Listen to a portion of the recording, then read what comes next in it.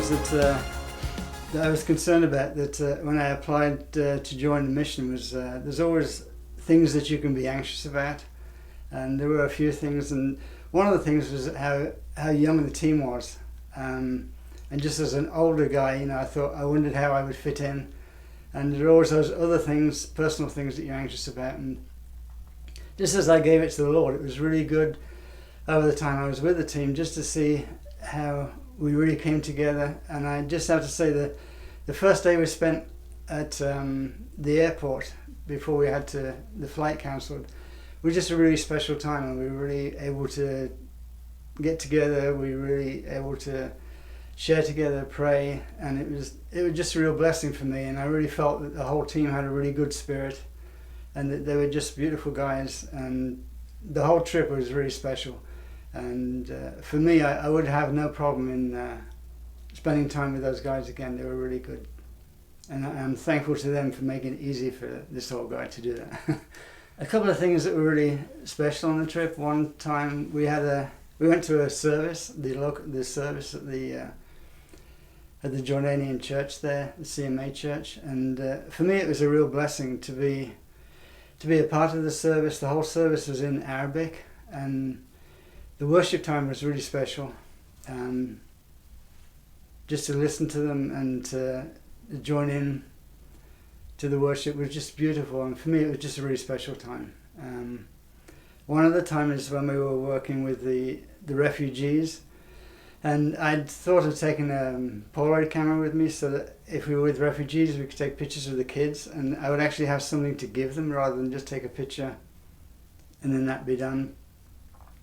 But I thought giving them an actual picture would be something that they might cherish. And yeah, working with the refugees, we had a family time, a carnival, and I'd brought a Polaroid camera with me so that I could photograph the kids, and I didn't realize how successful it was when they had their faces painted and we gave them the option of having their picture taken.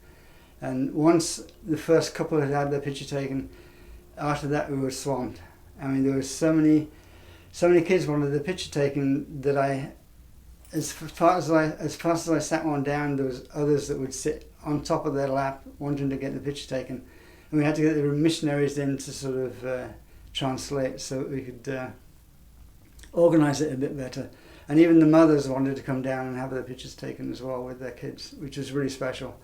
And we actually ended up taking, I think, around 70 photos, and we probably could have done more, but I'm really thankful to the Lord for giving me the opportunity to be a part of it.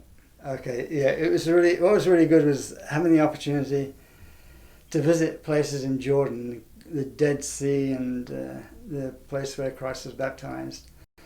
But really special for me was visiting Petra. It was a little shock. I'm always been a fan of Lawrence of Arabia, so I was hoping to go down to Wadi Rum where he did his travels. But Petra was just a real blessing. It was but as the team went into Petra, and she seems to be going off to sort of ride a horse, which didn't happen, but that's another story. And I was going to join the team, but then some guy came up to me and offered me to guide me up the different route to Petra and to look at Petra from above.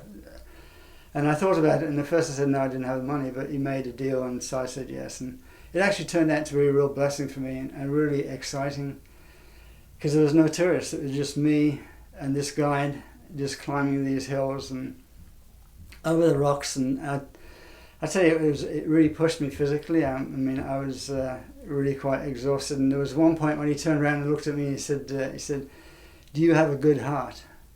And I said, "Well, at this point, I hope so." You know?